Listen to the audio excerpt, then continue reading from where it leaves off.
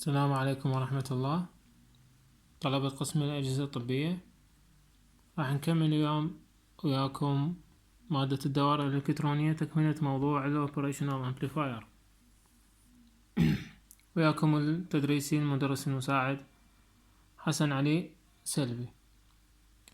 طبعا بالمحاضرات الماضية أو المحاضرتين أو المقطعين الفيديوين الماضيين تحدثنا على ال Operational Amplifier، وتحدثنا عن الأنواع الأساسية اللي يتكون منها ال Operational Amplifier، وأيضا تحدثنا على أنواع في التطبيقات، واللي كانت أنواع هي ال Inverting Amplifier و Non Inverting Amplifier، إضافة إلى ال Buffer Amplifier وال Adder Amplifier وال Inverting Adder، أو المكبر الجامع والمكبر الجامع العكس. اليوم ان شاء الله راح نكمل تكملة الموضوع الامبليفاير، ناخذ الانواع الكاملة البقية، وان شاء الله بعد هذه المحاضرة راح نبدي نعطي امثلة خاصة بكل الانواع اللي اخذناها. فان شاء الله راح نمشي الى موضوع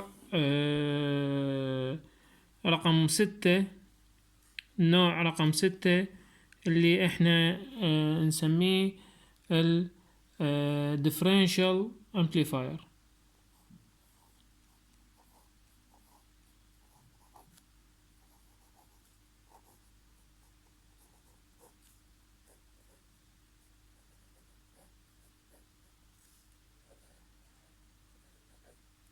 او ما يسمى المكبر الطارح.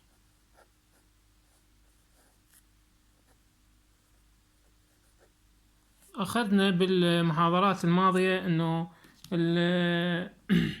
دوائر المكبرات الموجودة تعرفنا على شكلها طبعا، فهسه أيضا راح نستمر بناء على نفس الطريقة، يعني نفس الشكل مع المكبر، لكن يكون الدائرة هالمرة مالته دائرة الطارح. طبعا شكل الدائرة مال طارح اكو دائرتين او اكثر من دائرة بصورة عامة، لكن احنا راح نتطرق للدائرتين الرئيسية او 3 دوائر رئيسية. الدائرة الاولى للطارح هاي خلينا نسميها مثلا A على سبيل المثال، نسميها دائرة A. شلون يتكون بالدائرة A الطارح؟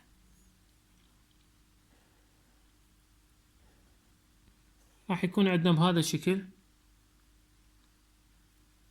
الامبليفاير، عندنا جزء الموجب وعندنا جزء السالب. الجزء الموجب راح يروح على فولتية راح نسميها V2،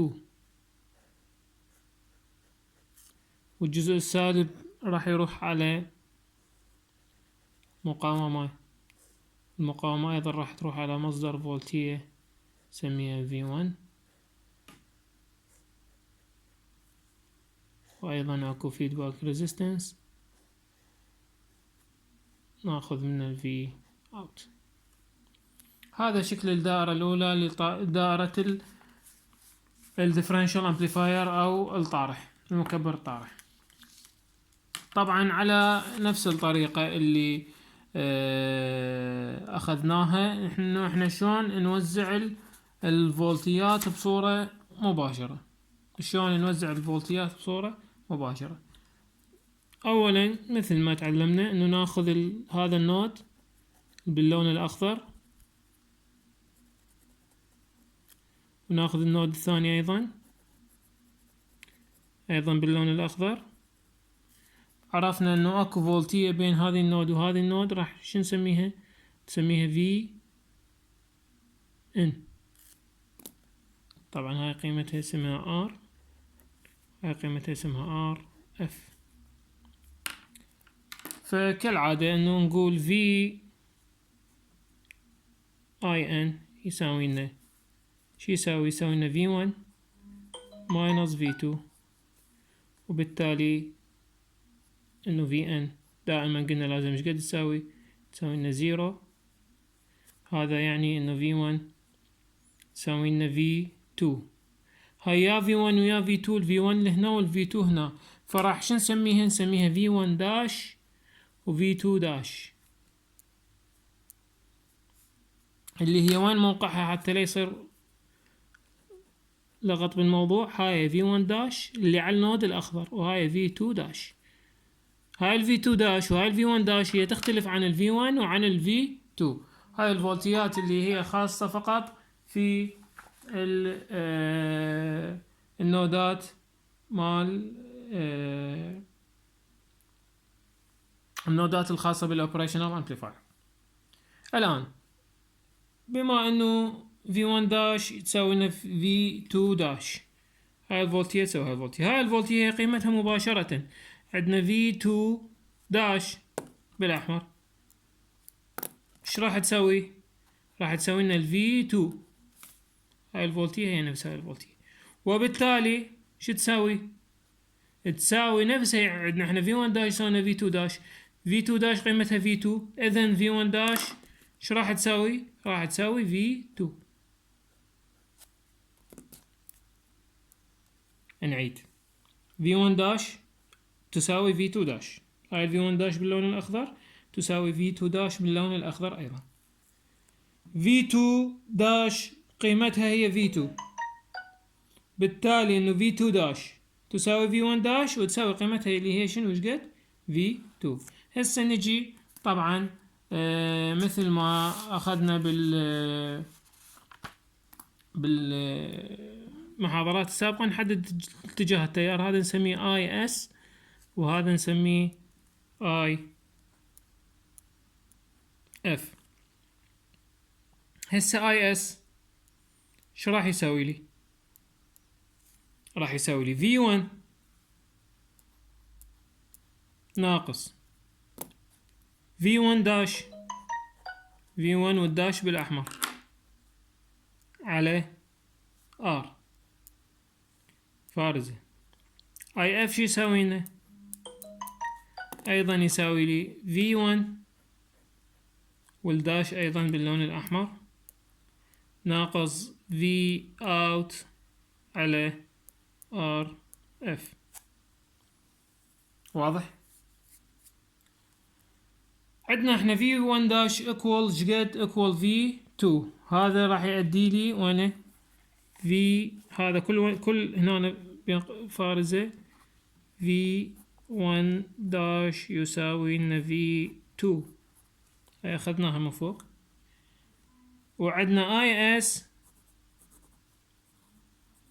شو يساوي؟ IS شو يساوي؟ IS يساوي IF. IS يساوي IF. هذا ايش راح يؤدي لي؟ IS شنو هو؟ V1 ناقص V1 داش هي شنو؟ V2 على R. ايش راح يساوي لي؟ ال IF اللي هو شنو هو؟ V1 داش اللي هي ال V2 ناقص V output على ال RF. اوكي، V2 ناقص V out، جبت هذه هنا، يساوي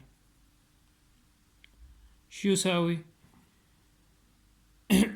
يساوي RF على R في V1 ناقص V2. أنا أريد ال V output باللون بالعفو بالإشارة الموجبة، فراح أضرب ماينس واحد كل المعادلة حتى تسهل علي. انعكست صارت V2 ماينس V1. انقل ال V2 بهذا الاتجاه راح يصير عندي V output راح يساوي لي RF على R V2 زائد V2 ناقص RF على R V1. V output راح يساوي لنا واحد زائد RF على R V2 ناقص RF على R V1. اوكي. هاي كانت طبعا هنا رقمها 6 نسميها. هسه وصلنا احنا لهاي المعادلة. هسه راح نكمل.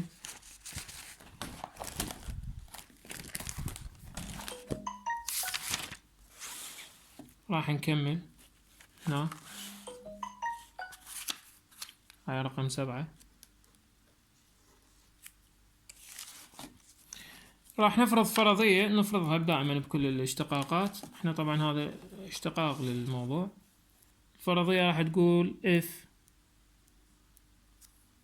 RF راح يساوي لي R، فبالتالي ال V out ايش راح يساوي لي؟ راح يساوي لي 2 V2 minus V1. هاي من جتي من هاي المعادلة. فرضنا RF على R متساوين، فصارت هاي 1 زائد 1 صارت 2، وهاي بقت 1 صارت 2 V2 minus V1. وهاي هي المعادلة 2 V2 minus V1. هاي المعادلة اللي هي أمامكم هذه V out تساوي 2 V2 ناقص V1. وهاي طبعا نلاحظ ليش سميناها differential، لأن صار عملية طرح موجودة بالقانون النهائي أو باشتقاق القانون النهائي بالنسبة لل differential amplifier. هاي كانت الدائرة A. الآن نتجه للدائرة B، دائرة أخرى لكن أكو فرق بسيط هسه راح نوضحها إن شاء الله. الدائرة رقم B أيضا تسمى differential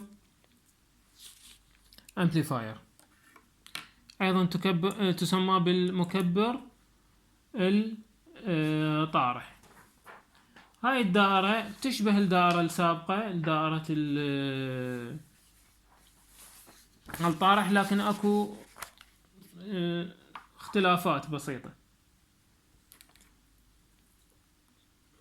أيضا نرسم المكبر، الجزء الموجب والجزء السالب. الجزء الموجب يروح المقاومة اسمها R2، وأيضا يروح مقاومة أخرى اسمها R1. هنا عندنا مصدر فولتية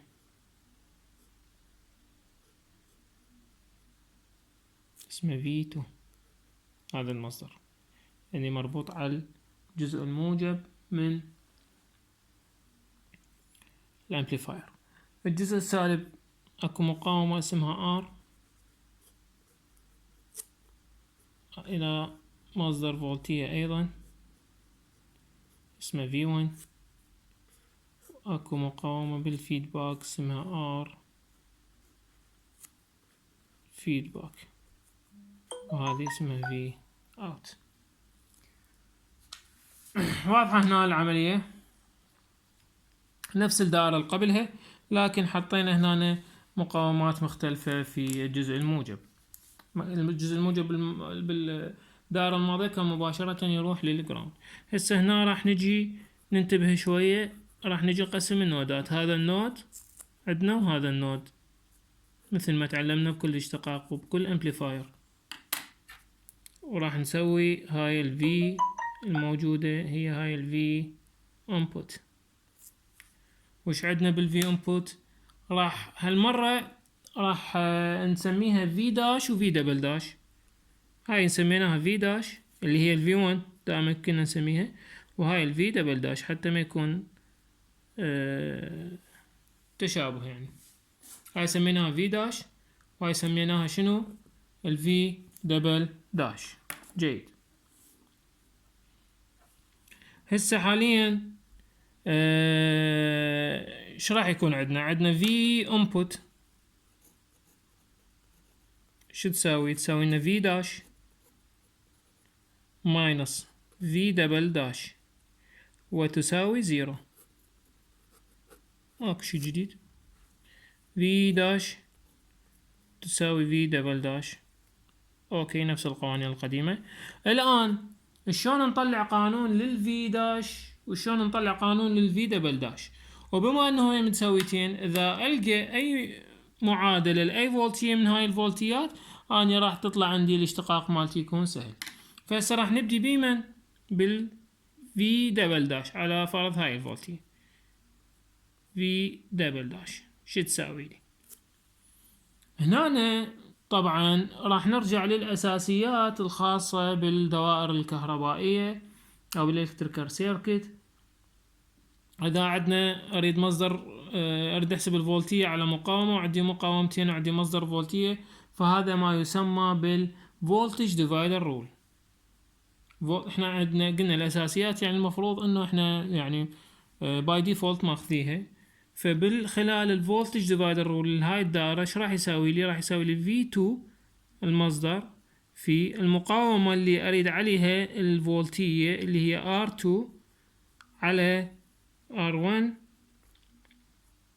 زائد R2. طلعنا هاي المعادلة، طلعنا معادلة منو؟ V دبل داش، اللي هي شو تساوي لي؟ ال V داش مثل ما ذكرنا. هسه حاليا راح اجي افرض التيارات، اتجاه التيارات هم ايضا بصورة طبيعية.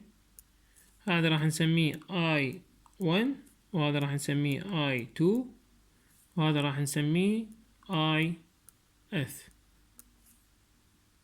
واضح؟ زين. نجي حاليا بالنسبة ل I1 نريد نطلع قانون ال I1 شو يسوي؟ يسوي لنا V1 ماينس V داش اللي هي اصلا V دبل داش. V داش خلينا نكتبها بالبداية على R، وتساوي لنا V1 ناقص V دبل داش اللي هي المعادلة اللي فوقها على R. هاي ايش طلعنا؟ طلعنا معادلة ال I1. جيد. هسه شو نطلع معادلة منو؟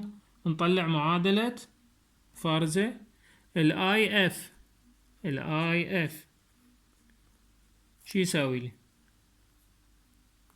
ال IF يساوي لي ال V داش اللي هي ال V دبل داش، حنكتبها مباشرة بعد، ناقص ال V out على ال RF. واحنا نعرف انه ال I1 يساوي لي ال IF فقط. ال I1 طبعا هذا ال I1 هو نفسه ال IF. اوكي، I1 يساوي لنا ال IF. اذا من خلال هاي المعادلة ايش راح نستنتج؟ يا قانون حيصير هاي المعادلة اللي هي V1 ناقص V دبل داش على R راح تساوي V دبل داش ناقص V out على RF. اوكي، الآن ال V دبل داش راح نطلع قانونها من خلال هاي المعادلة. هاي المعادلة راح نطلع قانونها بدلالة ال V دبل داش. فنطلع المعادلة بدلالة ال V دبل داش، فراح تكون عندنا هنا V1 ناقص V دبل داش راح اضربها في RF تساوي لي R V دبل داش ماينس V out. بالتالي راح افتح الخواص V1 RF ماينس V دبل داش RF equal R V دبل داش ماينس R V out. راح انقل ال V هنا، راح يكون عندي R ماينس RF خاصة بال V دبل داش يساوي لي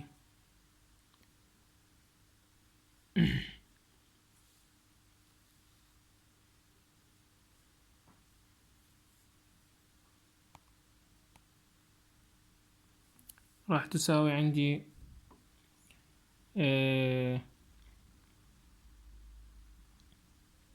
طبعا هاي نقلتها ايضا ماينس، صارت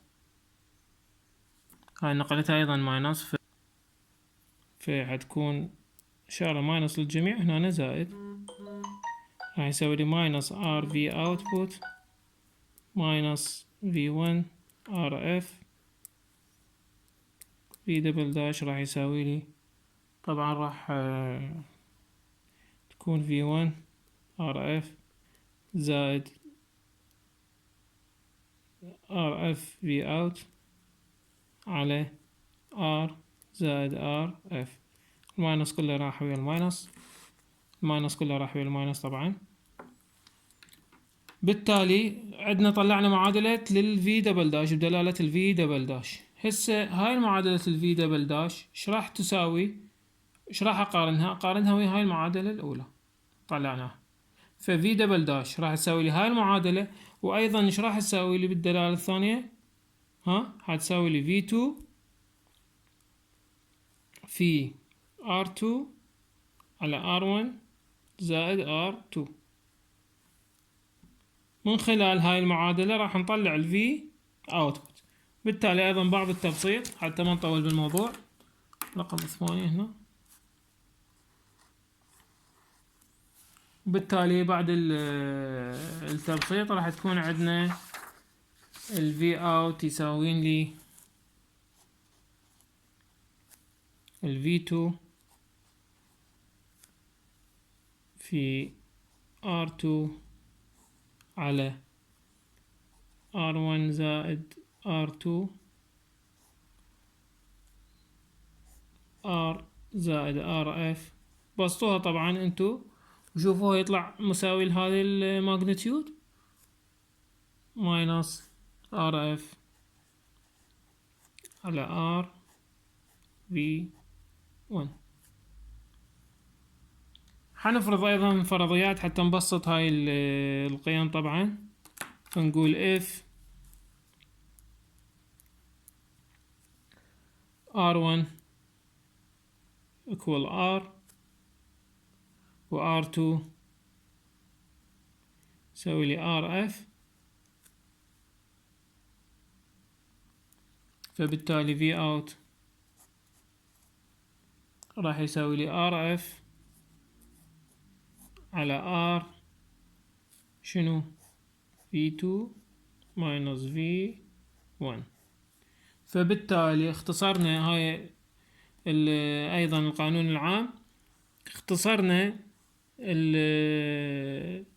الدائرة هسه راح نبينها ايضا، راح نرجع لها مرة اخرى. اختصرنا الدائرة اللي كانت موجودة هنا، هاي الدائرة بدلالة V1 و V2 RF و R و R1 و R2 الى القانون النهائي اللي هو ال V out يساوي RF على R V2 minus V1. الدائرة الثالثة طبعا يعني دائرة نقدر نسميها الثالثة، هي يعني combination بالأمور. الدائرة الثالثة إن شاء الله راح تكون على الفيديو القادم، حيكون الدائرة الثالثة، وراح تكون أيضا الخاصة بال الانتجريتر والديفرنشيتر اللي هو المفاضل والعفو المكامل والمفاضل. شكرا جزيلا.